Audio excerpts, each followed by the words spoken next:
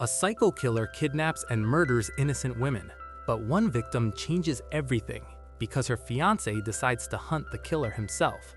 So without wasting any more time, let's begin the story. The film opens with a van driving down a snowy road. Then it suddenly pulls over when the driver spots a car parked on the side. A young woman inside the car calls her fiance for help. While she's on the phone, a yellow school van arrives. A man steps out and asks what happened. The woman explains her tire's flat, but she's already called the auto shop. They'll be there soon. The man points out the heavy snow and says it'll take them a while. He offers to check it himself. Her fiance, listening on the phone, gets suspicious. "You told him the auto shop is coming, but he's still checking the tire? That doesn't feel right," he says before hanging up. The man finishes and calls out, "Your tire is totally flat." But she thanked him and assuring him the mechanic would arrive shortly. The man watching her closely and gets back in his van but doesn't drive off right away. The woman grows suspicious as his vehicle sits there, but before she can react, he smashes her window, climbs in and hits her head repeatedly, badly injuring her. Then he drags her away. When she wakes up, she's in a dark place where the man has imprisoned her. When she realizes he's going to kill her, desperate, she begs, saying she's pregnant and hopes the baby survives. But he shows no mercy and brutally murders her. As he chops up her body, her ring falls into a drain. A few days later, a boy notices something suspicious in a plastic bags. Following that, the police search the area and discover various parts of the woman's dismembered body. Her father, a detective with 40 years on the force, and her fiance, Kim Soo, rush to the scene. After seeing her body, her father and her fiance, Kim Soo, are completely shocked. The father breaks down in tears, telling Kim Soo, "I'm sorry, I couldn't save my daughter despite all my years on the job." As the scenes shift, we see that Kim Soo is a national intelligence agent who loved Ju-yeon deeply. He's completely devastated by her death, but he stays silent, hiding his pain. Because of that incident, he takes 2 weeks off from work. Later, a fellow agent visits him and hands him a small capsule and says, "Whoever has this can track their location on a phone and listen to their conversation." The agent says, "If anyone finds out, we're both in big trouble." Kim Soo says, "Don't worry, there won't be any problems." The veteran detective tells him 4 suspects have been arrested in similar cases. He hands over their photos and details to Kim Soo, and then Kim Soo leaves. Fueled by rage, Kim Soo sneaks into the first suspect's house, beats him brutally and shoves a photo in his face, and asks, "Do you know this girl?" The man denies it, so Kim Soo snaps his leg. The next day, Kim Soo rams the second suspect with his car and beats him senseless. This guy isn't the killer either, so he heads to the third suspect's family home but learns the man left his home a long time ago. His parents have no idea where he is. As Kim Soo leaves, he spots the suspect's son outside and asks where his father lives. The boy tells him. Kim Soo tracks down the hideout. Searching the house, he finds women's belongings everywhere, like handbags, shoes, and clothes. Then he discovers a secret room. Digging deeper, he spots a ring in the drain. It's the exact one he gave his fiancée. Tears stream down his face as he realizes this is the killer's lair. The scene shifts to Jang Kyung, the cycle school bus driver who murdered Ju-yeon. He's driving a van full of girls and staring at one of them. Last night, he killed another girl at a bus stop and chopped her up. That day, a schoolgirl from the van goes missing. The police search the school for Jang because the girl was last spotted near the school van. Later, it is revealed that Jang kidnapped the girl and takes her to an unknown farm area. After tying her hands and feet, he prepares to assault her, but he hears a noise behind him and steps outside. Flipping on the lights, he sees Kim Soo and asks, "Are you alone?" But Kim Soo stays silent. "Maybe you're a cop. I'm surprised the Korean police found me so fast, but you have no idea who I am," Jang sneers and charges with a hidden blade, but Kim Soo dodges and beats him badly. Jang lands a few hits, but Kim Soo is too quick. He grabs a plastic bag, smothers him until he's suffocating, and doesn't stop until he's nearly dead. Then a huge rock sits nearby. Kim Soo lifts it to crush him, but drops it. Instead, he forces the tracking capsule into Jang's mouth while he's unconscious. That day, Kim Soo saves the girl's life. When Jang awakes, he finds an envelope stuffed with cash. He laughs maniacally and calls him a total psycho. Limping away, he flags down a taxi with 2 men inside. From a distance, Kim Soo tracks every move and hears every word on his phone. While tailing them, a brutal fight breaks out between them. Jang manages to kill both men, but during the chaos, the car crashes. After that, Jang checks the trunk and finds that there's already a body inside. It means these guys were killers too, and they were going to dump their victim off the highway. Jang dumped the 3 bodies in the woods and drove off. Battered from the fight with Kim Soo and the taxi driver, he's badly injured, so he visits a doctor and gets mesmerized by a nurse. When she heads to an isolated room, Jang is also waiting.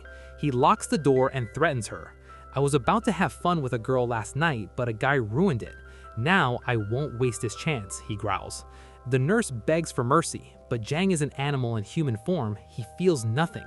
Before he can assault her, Kim Soo bursts in and smashes his head with a cylinder.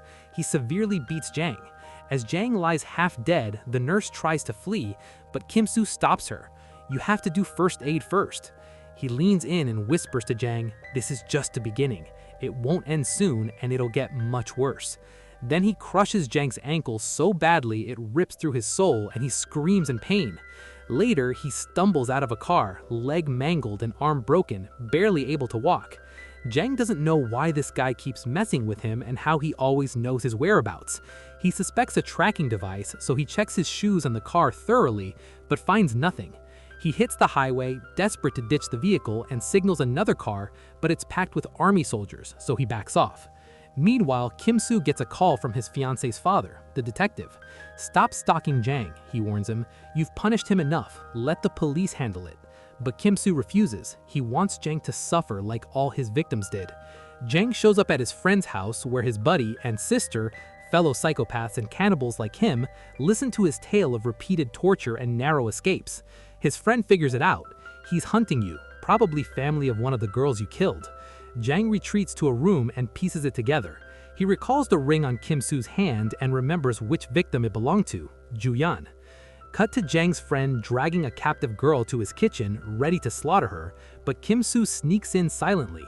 Jang's friend is stunned and says, "How did you get in without a sound?" A fight breaks out and Kim Soo unleashes a brutal beating, twists and snaps his hand, and nearly finishes him off.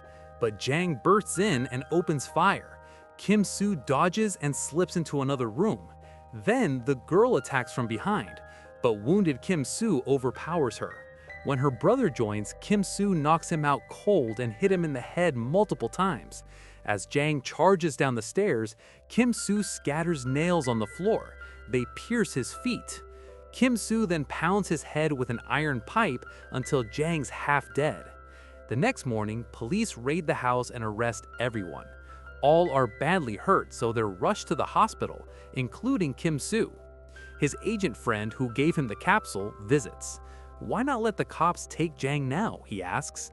Kim Soo says, "I won't stop until I've gotten full revenge."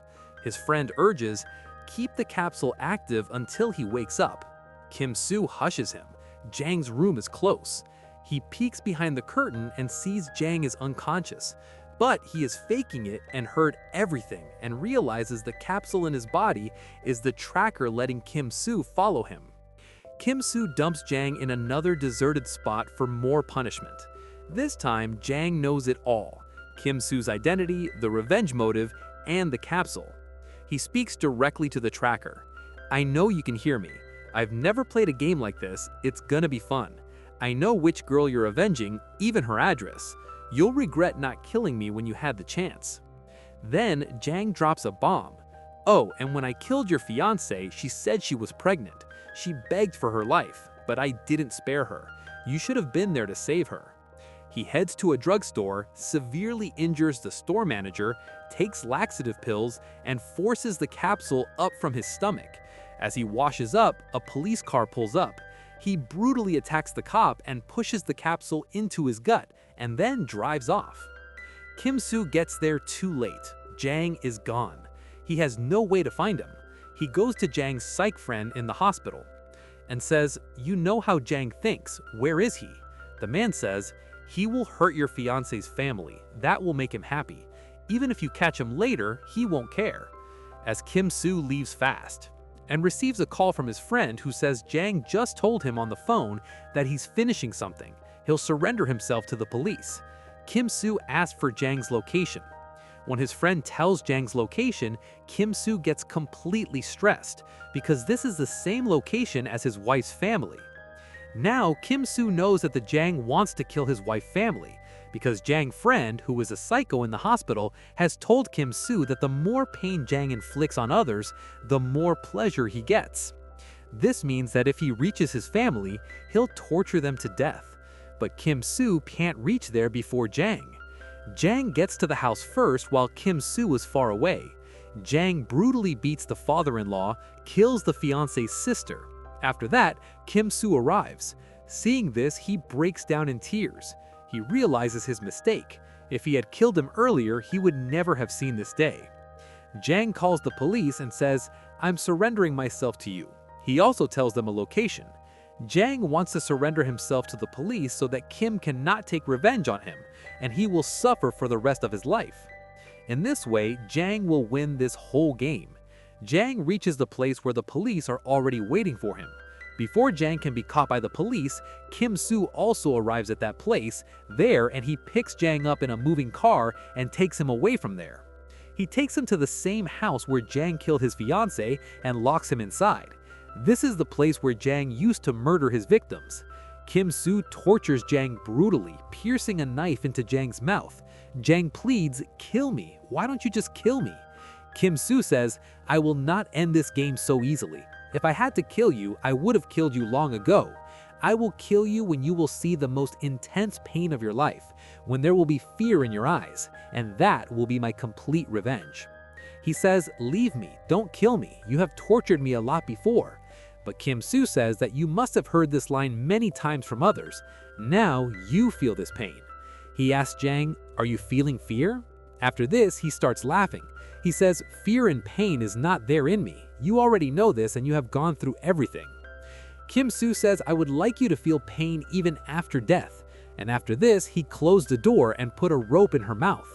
Actually, where Jang is tied, there is a huge blade above.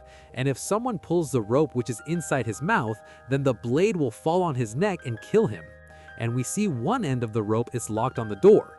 He sets it all up and leaves. As he leaves, a taxi pulls up behind him, carrying Jang's parents and his son. Jang says, "I will survive. You can't kill me. I'm not afraid of anyone." Kim Soo has left a capsule there which is listening to Jang's entire conversation. Just then, Jang sees his family standing outside. They see Jang is inside and his family wants to meet him. Jang tries to convince them not to come in, but if he releases the rope, the blade that is above his will fall on his neck.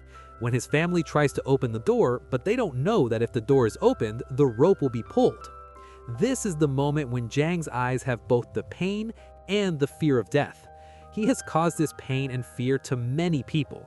Today, he is standing in the same situation at the same place where he once did the same thing to others, and wants to shout, "Don't open the door," but he cannot open his mouth. While his parents are opening the door from the outside, the rope slowly starts to slip from his mouth. As the door opens, the blade falls onto his neck and kills him. Outside, Kim Soo is listening to every pain, every feeling of his life, and with his end, tears welled up in Kim Soo's eyes too. Although he took his revenge, he saw the pain in his eyes, but he lost everything. So this was the story of I Saw the Devil. The film ends here. I hope you liked this video. If you did, please hit that like button and subscribe for more. Thanks for watching. Your support truly means more than you know. The next story will be uploaded soon. Have a great day.